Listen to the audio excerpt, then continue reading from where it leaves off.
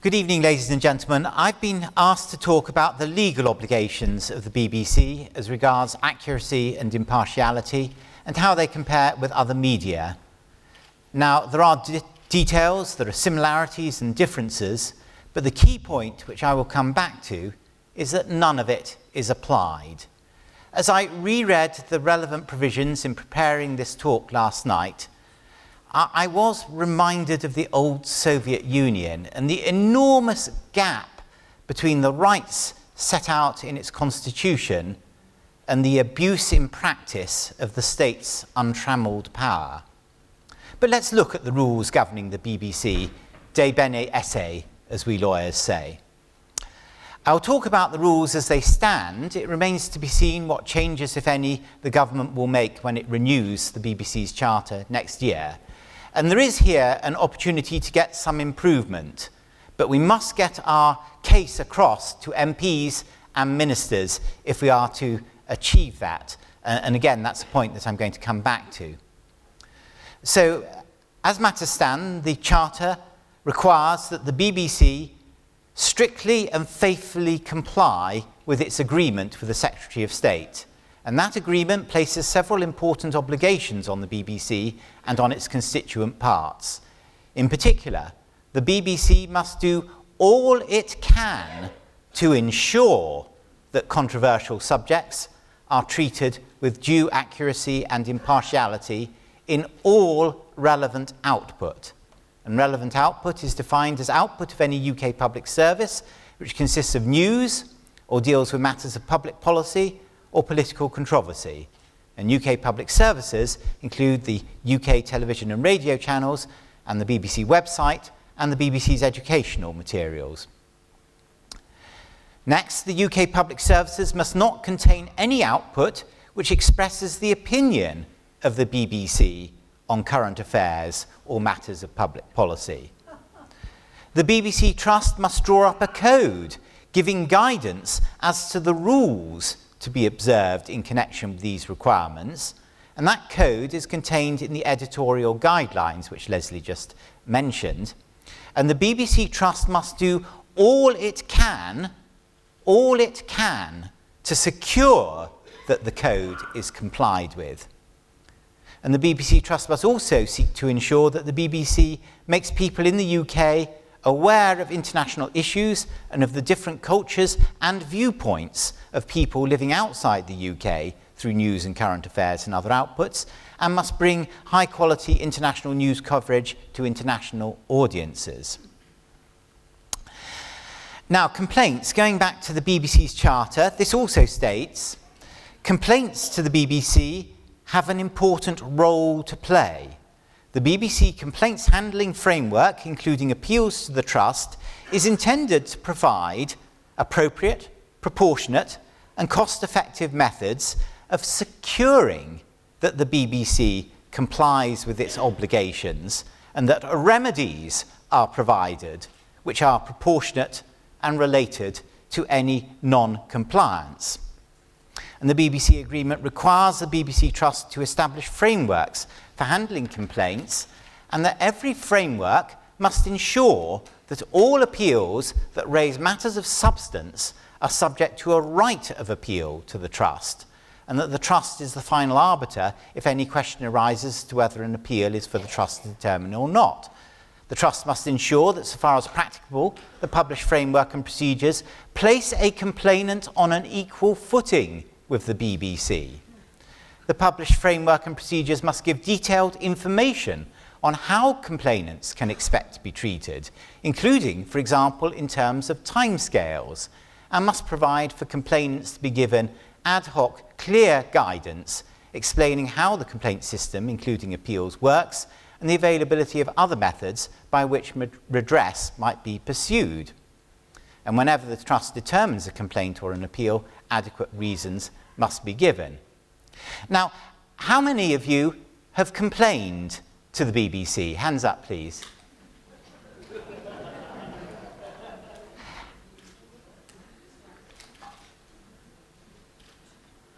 Okay, how many of you feel that the requirements that I've just mentioned have been complied with? How many feel that the requirements I've just mentioned have been complied with? How many feel that the requirements I've just mentioned have not been complied with? Okay. Well, there you have it. So now that's a summary of the BBC obligations. There is a lot more detail, but obviously we're not here forever. Other broadcasters are governed by the Ofcom Broadcasting Code, and again, that has legal statutory force. And that provides that news on all UK broadcast services must be reported with due accuracy and presented with due impartiality. Significant mistakes in news should normally be acknowledged and corrected on air quickly. Correction should be appropriately scheduled. In the case of television and national radio services, due impartiality on matters of political controversy or relating to current public policy must be preserved within a programme or over a series of linked programmes taken as a whole.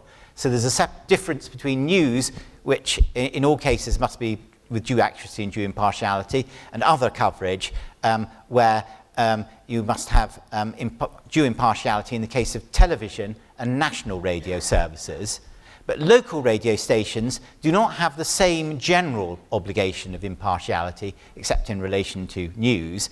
Local radio stations can be less than fully impartial, but must not give undue prominence to the views and opinions of particular persons or bodies on matters of public controversy or relating to current public policy. So that's other broadcasters. Newspapers, their standards used to be regulated by the Press Complaints Commission, PCC, on the basis of the Editor's Code of Practice. The Press Complaints Commission was found to be unsatisfactory in all sorts of ways and has been wound up following the Leveson inquiry. Unfortunately, it's not been replaced by a comprehensive alternative. An organisation, I won't call it a new organisation because it really is the Press Complaints Commission in new guise. It's called IPSO, the Independent Press Standards Organisation. It's the main successor. It covers a considerable number of local newspapers and most of the national newspapers, but not The Guardian, The Observer, the independent titles, or the Financial Times, which are some of the most problematic ones from our point of view.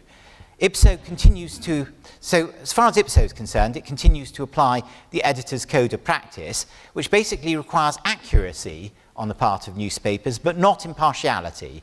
It says, the press, and the reason for that, the theory is that it's not that difficult to start a newspaper and you have a marketplace of ideas, and as long as people get accurate information, they can make up their minds about the partiality or impartiality. That's the theory behind it anyway.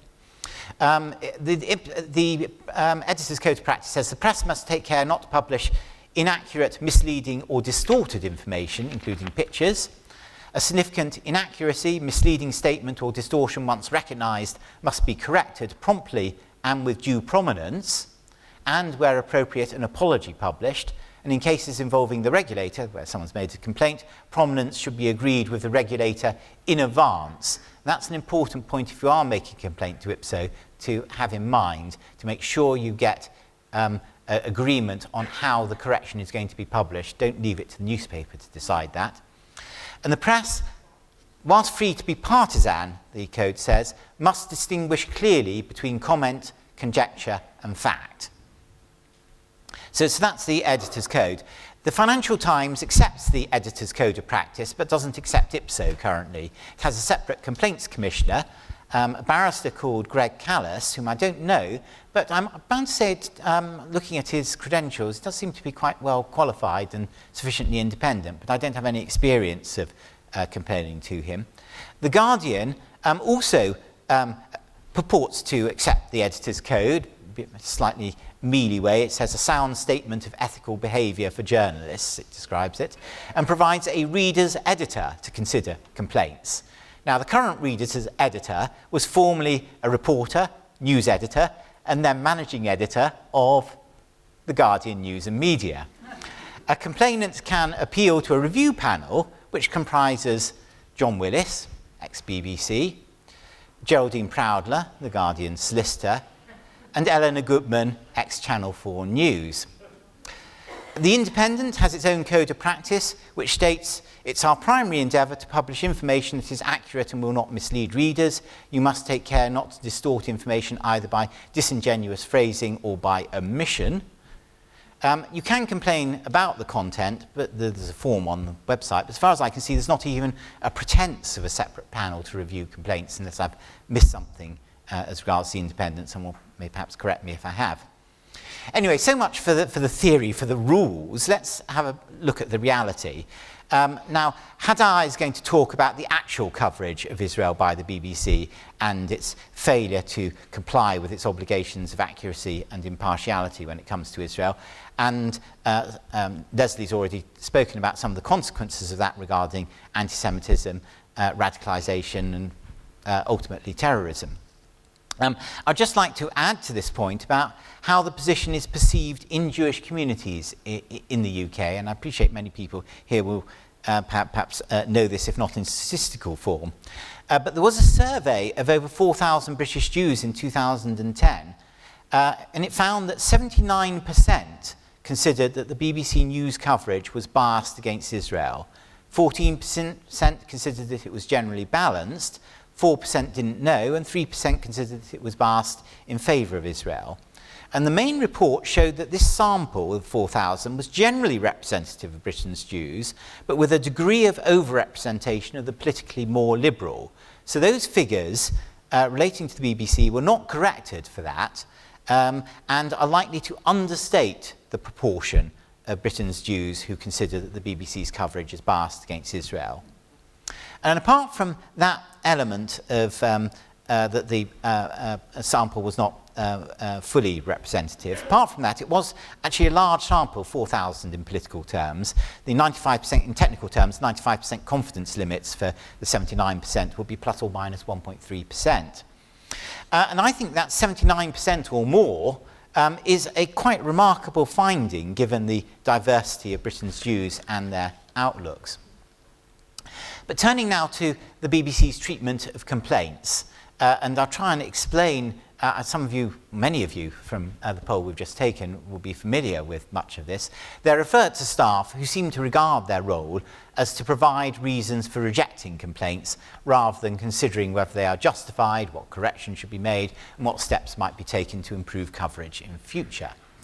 The procedure is set up and operated so as to defeat all but the most determined and organised complainant, regardless of the merits of the complaint. A first response is issued in a standard form which generally does not address the complaint. That's called Stage 1A. The complainant is required to write again to progress the complaint, and that's called Stage 1B. Complaints are, in my experience, and I think many other people's experience, almost invariably rejected at Stage 1. According to a response to a Freedom of Information request by Neil Turner, who's here somewhere, the BBC does not keep a record of how many complaints are upheld at Stage 1. It does record the total number of complaints, which amounted to nearly 1.2 million in the 5-year period to the end of financial year 2012-2013. So the complainant can then complain to the Editorial Complaints Unit, the ECU, which is part of the BBC Executive. It's still not the Trust, it's and that's called Stage 2. Now, in my experience, the staff of this unit likewise seem to regard their role as to provide reasons for rejecting complaints, if at all possible, rather than genuinely and objectively considering whether they are justified.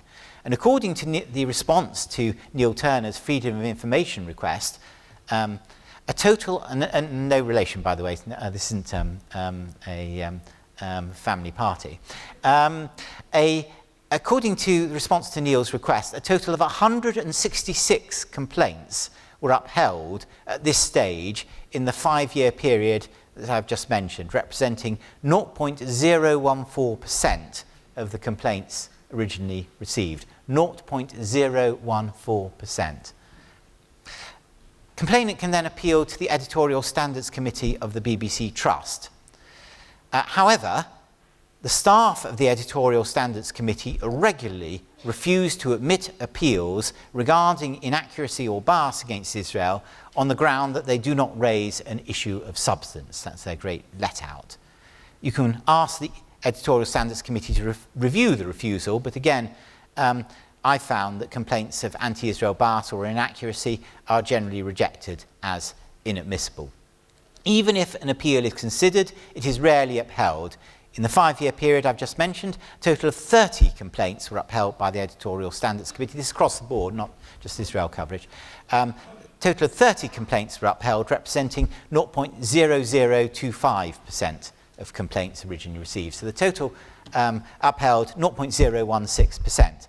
Now, how does this happen? Every trick in the book is used to prevent complaints succeeding. And I'll give you some examples. First of all, at each stage, strict time limits are imposed on complainants.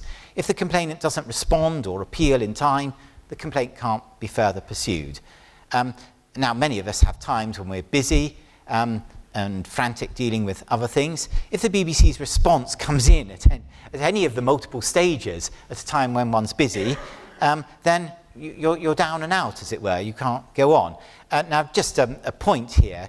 You can try asking for an extension of time, and sometimes you do get it, actually. If you say, well, my aunt's been very ill or whatever it is, or I'm very tied up with a big case on at work, they may actually give a bit of leniency. And I suggest you do, if that is the situation and you do want to pursue the matter, do go for that.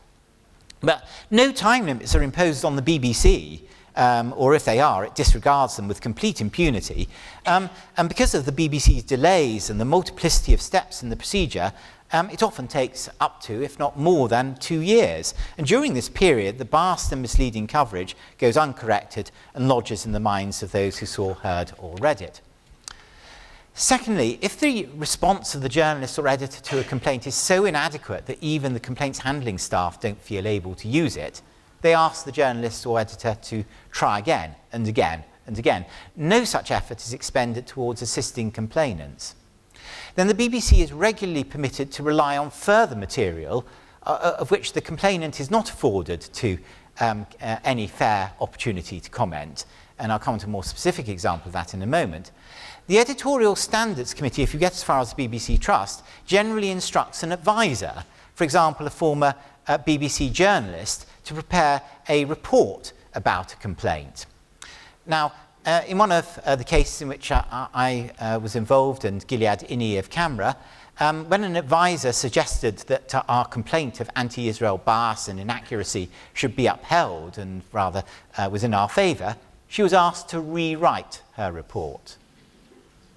Now, she rather commendably largely stuck to her guns, and the complaint was unusually was one of the 30 in those 5 years that was partially upheld. 2 of the 30, I suppose, actually.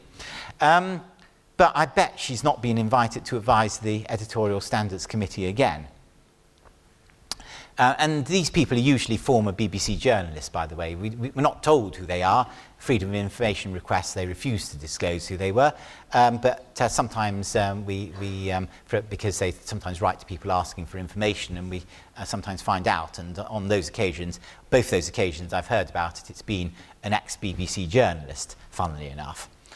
Now, in one case, I was informed by someone who was interviewed for a programme, the programme that I was complaining about. He wrote to me saying, I can tell you that that's referring to the presenter, Jane Corbyn's piece, was an absolute hatchet job. She cut all of my solid answers out. The only way to do justice here is to get access to the original raw footage and review it. That's what I would try to go after. So I sent that letter to the BBC. We know from what was reported subsequently and from another complaint that was dealt with in relation to the same programme, that the footage disappeared after I drew that to the attention of the BBC and asked to see the footage. It disappeared. And what's even worse than that, the Editorial Standards Committee made no criticism of any staff for the disappearance of the evidence. Now, in another of the complaints that I pursued, the editorial complaints unit referred to various documents when rejecting a complaint. On appealing to the trust, I asked for copies of those documents so that I could address them. This was refused on the grounds that the trust would not be relying on them. But then the trust circulated its draft decision, which is one of the stages in their lengthy procedure. They circulate a draft decision for comments. Of course, they're not going to pay any attention to, or not going to change their view. They circulated their draft decision, and guess what? It referred to these documents. So I said, look, you said that you weren't going to rely on them. So the report was amended to remove the references to the documents in question. But it was quite clear that the trust had relied on them and that this amendment was dishonest. Next, a complainant who's made a number of successful complaints, Hadar knows of 2 people who've done this, of anti-Israel bias and inaccuracy, has been barred from having further complaints considered on the grounds that he's made too many unsuccessful complaints, even though his success rate is far higher than that average of 0.014% that I've just mentioned.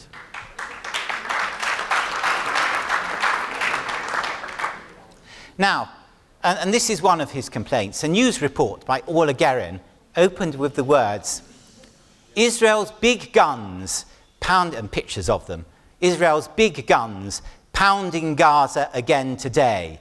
Israel calls this Operation Protective Edge, but this massive assault has now killed more than 1,300 Palestinians, the vast majority of them civilians.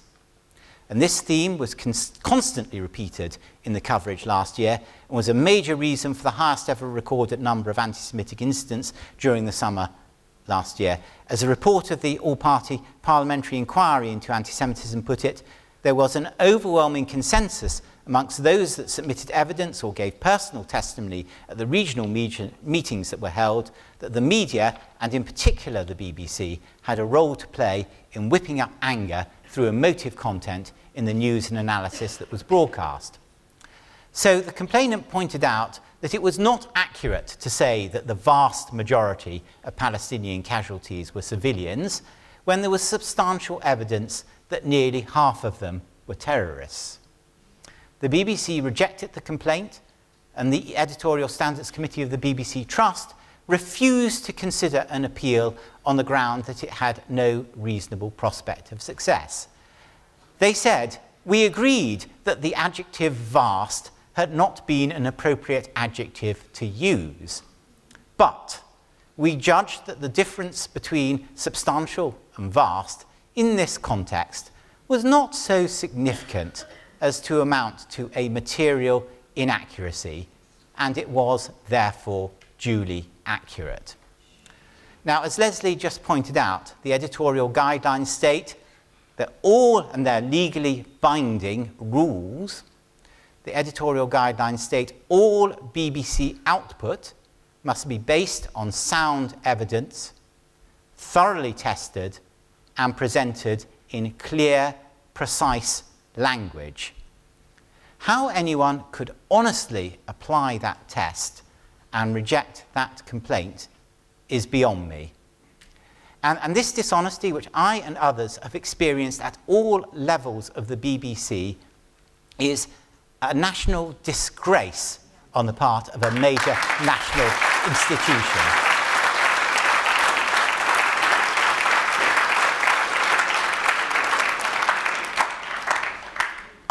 Now, there is a possibility of applying to the court for judicial review, but it is very difficult. You have to exhaust all the internal means. You have to go through all these stages for 2 years before you can start a case.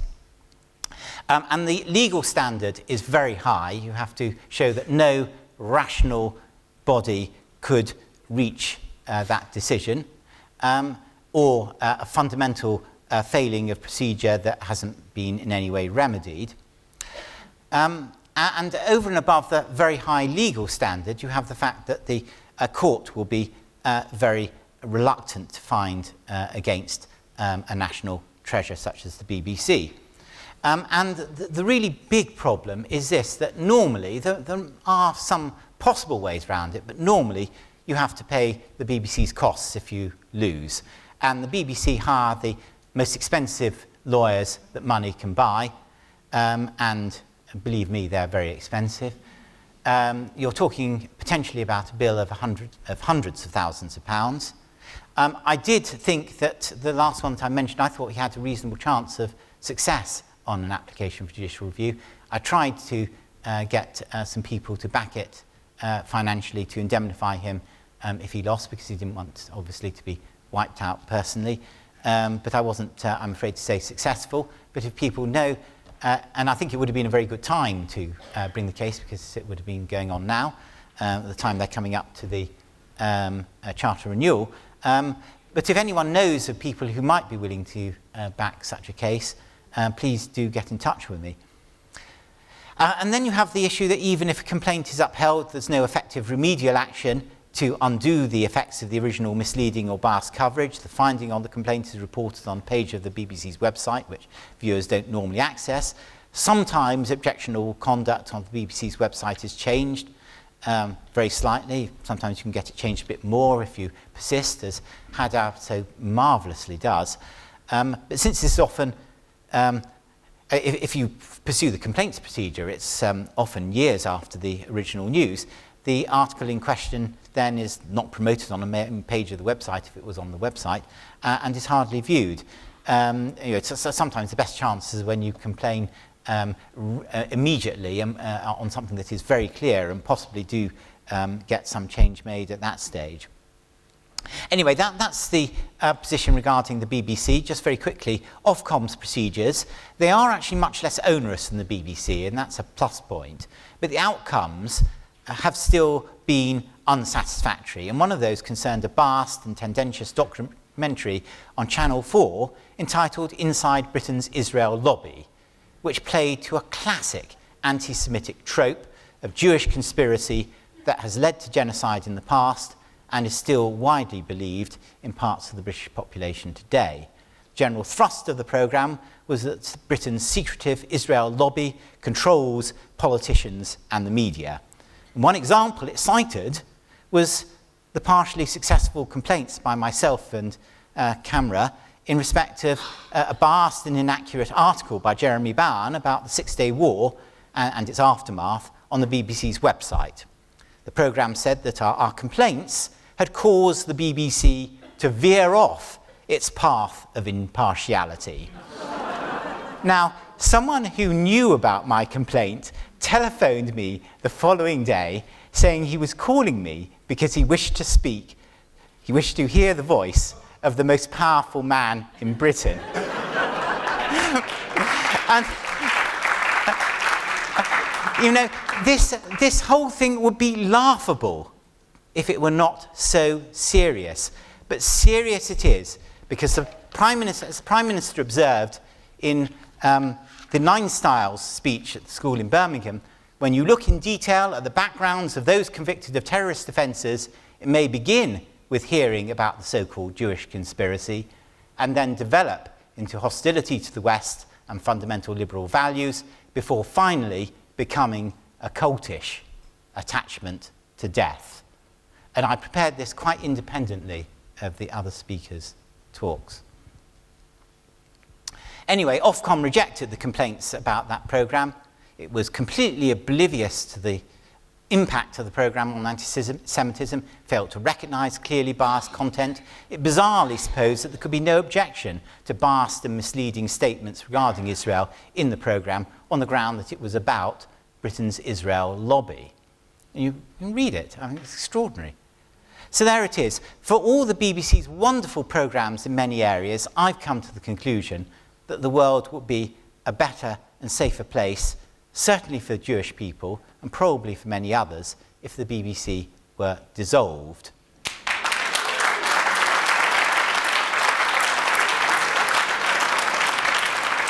But if it is not dissolved and we have to face reality, we definitely need a wholly independent and robust ombudsman to consider complaints about the BBC's content with staff who've not been schooled in BBC Think. And this is what we, when I say we, UK Lawyers for Israel, an organisation in which I'm honoured to chair, we've submitted this to the government's consultation on the BBC Charter, as well as many of the other points that I made this evening. And I urge everyone here to write to their MPs and to tell their friends and relatives and so on. Write to your MPs, write to ministers, write to newspapers, setting out your concerns about the BBC and your suggestions as to how to remedy them. Because we do have a relatively favourable government at the moment. The BBC Charter is up for renewal. This could be one chance, if not in a lifetime, certainly in a decade, to actually get some small improvement. And we must take it, we must seize it with both hands. Thank you very much for all your attention.